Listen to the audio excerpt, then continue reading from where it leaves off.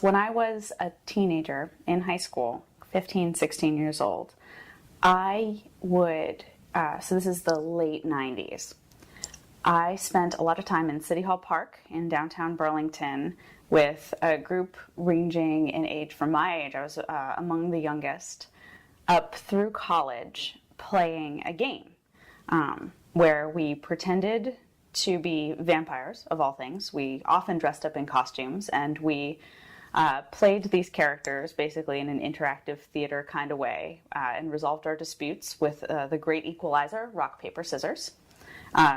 For those of you who are recognizing this description, it was a LARP, or a live-action role-playing game.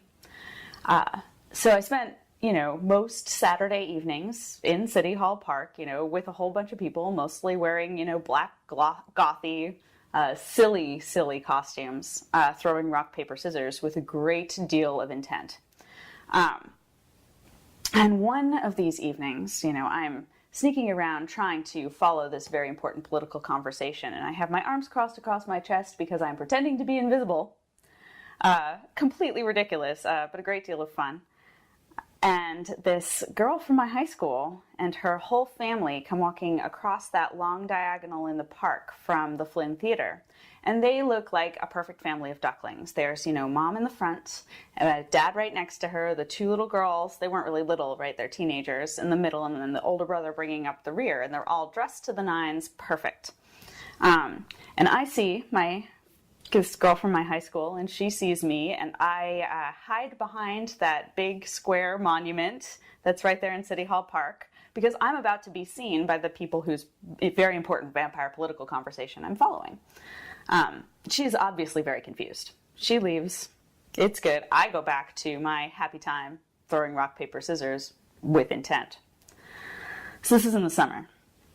Fall rolls around and go back to high school, and for me, everything's sort of peachy keen. I was not the sort of kid you might imagine from this whole story so far. I was not the sort of kid who had a ton of friends. But I had known this girl, and I had known everyone at my high school since we were toddlers, right? So we go way, way, way back. It's Vermont. It's small community, small high school. Everyone knows everybody, and everyone knows everybody's business. So I know about this girl that she spends kind of a lot of time at parties drinking. Which is fine. High school, that's a thing that happens, right? That wasn't my thing. I had much stranger interests.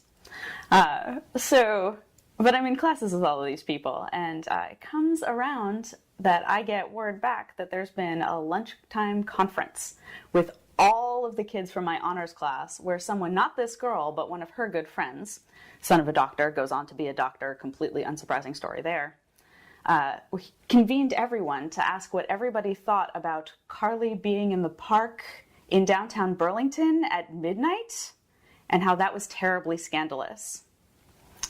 Luckily, I did have one friend at the school, and she stood up and told him that he was being absolutely ridiculous, questioning what anyone was doing in the park, given what he had been doing at various other parties, which, happened. Again, high school alcohol, it's a thing that happens. Vermont was very boring in the 90s. I don't know if you remember.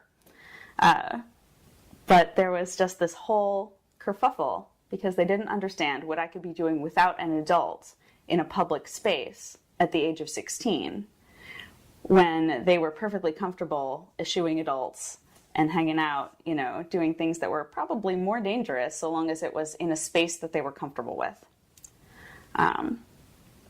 And that I found out about it, and I was, of course, very upset because 16-year-olds are upset about actually everything. But looking back, it's interesting to think about what people thought was normal and what people thought was worthy of censure, and how people at that time and in that place were engaging with one another in that way, and kids trying to navigate who they were and what was reasonable behavior.